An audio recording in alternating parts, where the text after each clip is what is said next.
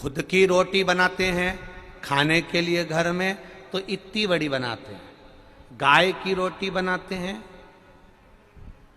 बोलते जाओ जरा, छोटी, कुत्ता की बनाएंगे तो और छोटी, और चिड़िया को देना होगी तो आधी, और चींटी को देना होगी तो उससे भी आधी। अब इतनी बेईमानी तो अपन अपने घर में ही कर लेते हैं, तो फिर संसार में क्या रखा। इतनी, जरा विचार करिए, खुद की रोटी इतनी बड़ी, घी लगी हुई रोटी इतनी बड़ी, तो सीखो नामदेव जी महाराज से। संत नामदेव जी महाराज मेले में गए, भीड़ अपार थी, अपार भीड़। नामदेव जी महाराज जहां सत्संग करने गए, अपार भीड़, अपार, जहां देखो वहां संत नामदेव जी भजन कर रहे थे। उन्होंने देखा इतना भीड़ हो रहा है, करना क्या पड़ेगा, करेंगे क्या, क्या करें, क्या करें, अब करें क्या। तो नामदेव जी ने एक चंद्रभागा नदी के तट पर सुंदर टिक्कड़ बनाई, रोटी बनाई और रोटी बना के रखी। एक कुत्ता घूमते घूमते घूमते घूमते आया। अब कुत्ता घूमते घूमते आया, सबके पास कुत्ता गया, वहां गया तो उनने भगा दिया, वहां गया तो उनने भगा दिया, वहां गया तो उनने भगा दिया। नामदेव जी रोटी सेक रहे थे और रोटी सेकते सेकते नामदेव जी का ध्यान गया कुत्ता पर, स्वान पर। नामदेव जी ने कहा, बताओ, कुत्ता आया है, और नामदेव जी अपनी रोटी में लगे रहे। कुत्ता पीछे से आया, नामदेव जी की रोटी, 4 रोटियां जो नामदेव जी ने बनाई थी उसने मुंह में पकड़ ली, पकड़कर कुत्ता भागा। नामदेव जी उसके पीछे घी की कटोरी लेकर भाग रहे हैं। ए नारायण, तू रूखी क्यों खा रहा है, घी लगाकर तो खा ले। घी की कटोरी लेकर भाग रहा है।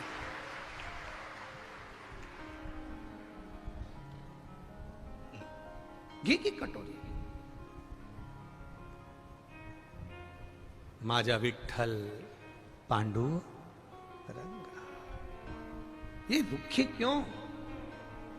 अगर एक माया में भ्रमित व्यक्ति होता, माया में समाहित व्यक्ति होता, काम, लोभ, आसक्ति, वासना, तृष्णा से गिरा हुआ व्यक्ति होता, तो वो रोटी छुड़ाने के लिए जाता, या फिर कुत्ते को पत्थर मार देता, या फिर लकड़ी से मार देता, पर मारा नहीं, घी की कटोरी लेकर जा रहे हैं।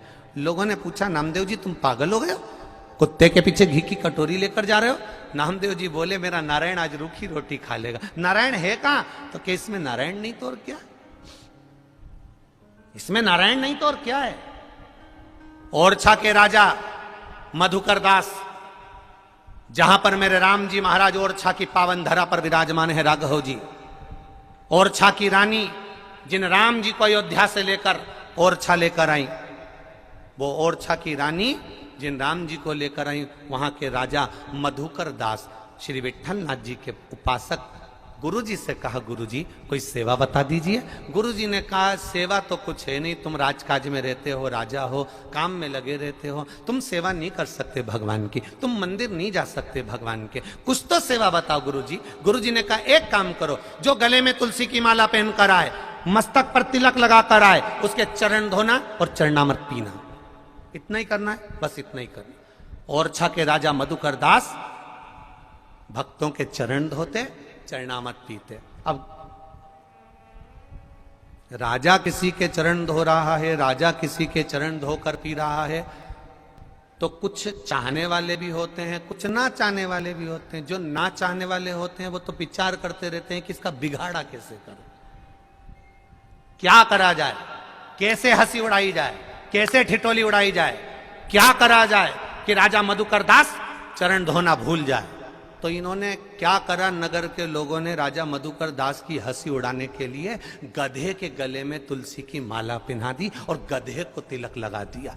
गधे को तिलक लगाकर, गधे के गले में तुलसी की माला पहनाकर, बांधकर, जो ठिठोली उड़ाने वाले थे, हंसी करने वाले थे, वो राजा मधुकर के पास पहुंच गए। जाओ तुम्हारे राजा से जाकर कह दो नगर के लोग आए, कोई भक्त आया है, कोई वैष्णव आया है। राजा मधुकर दास जी ने अपनी धर्म पत्नी को आवाज लगाया, सोने की थाली लाओ, पानी भर के लोटा लाओ, भक्त के चरण धुलाना है। राजा जैसे ही बाहर पहुंचे तो उन्होंने क्या देखा, वहां तो गधा खड़ा था। कौन खड़ा है? गधा खड़ा है। वो देख रहे हैं कि वहां तो गधा खड़ा है, गधे के गले में तुलसी की माला है, गधे के मस्तक पर तिलक है, गधा खड़ा हुआ है। देखा गधा खड़ा है, बस मधुकर दास ने एक शब्द भी नहीं कहा।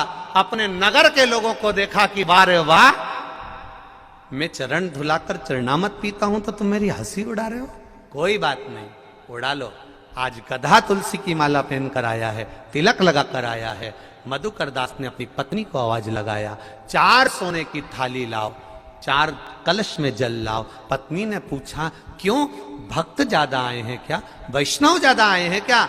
मधुकर दास जी ने कहा, वैष्णव ज्यादा नहीं आए, आज मेरा श्री जी बाबा गोवर्धन नाथ 4 पांव से आया है, इसलिए मुझे चरण धुलाना है।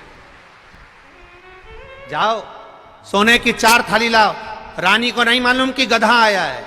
रानी गई, सोने की 4 थाली लेकर आई, कलश में जल लेकर आई। रानी ने राजा को पास में आकर कहा, ये तो गधा है, इसके चरण धुलाकर कैसे पियोगे? राजा ने कहा, नहीं, इसके मस्तक पर तिलक लगा है, गले में तुलसी की माला पहना है, ये गधा नहीं हो सकता, मैं चरण धुलाऊंगा। चरण धुलाए, पूरे नगर के लोग जो हंस रहे थे, ठिठोली कर रहे थे, अपशब्द कह रहे थे, ताने दे रहे थे, राजा ने चरण धुलाया, सोने की थाली में जल भरकर पीने लगे। उतनी देर में तो गधे में भी मेरा श्रीनाथ जी प्रकट हो गया, गोवर्धन नाथ प्रकट हो गया। मेरा गोवर्धन नाथ उस गधे में से प्रकट होकर कहता है, राजा, जब जब दुनिया के लोगों ने किसी की खिल्ली उड़ाई है, हंसी उड़ाई है, तब तब मेरा वल्लभ, मेरा श्री जी बाबा गोवर्धन नाथ, मेरा भोलेनाथ पृथ्वी पर आया है। ये उसका आनंद सुख है, ये उसका स्मरण है, ये उसकी भक्ति है। नामदेव जी को उड़ाया तो नामदेव जी ने पांडुरंगा का मंदिर, नामदेव जी ने करा क्या था, ये छिपा समाज का मंदिर के अंदर आ रहा है। उठाया नामदेव जी को, उठाकर मंदिर के पीछे फेंक दिया। नामदेव जी ने कहा, मेरा भगवान कभी जात नहीं देखता, अगर जात देखता तो रविदास जी के सामने मेरा नारायण प्रकट नहीं होता, वाल्मीकि के सामने मेरा नारायण प्रकट नहीं होता, रेदास जी के सामने मेरा भगवान प्रकट नहीं होता। ये मेरा भगवान नहीं देखता, सेन महाराज के सामने मेरा भगवान प्रकट नहीं होता। भगवान जात नहीं देखता, भगवान तो दिल देखता है, मन देखता है। नामदेव जी को मंदिर के लोगों ने मंदिर के पीछे फेंक दिया, भगवान ने भी।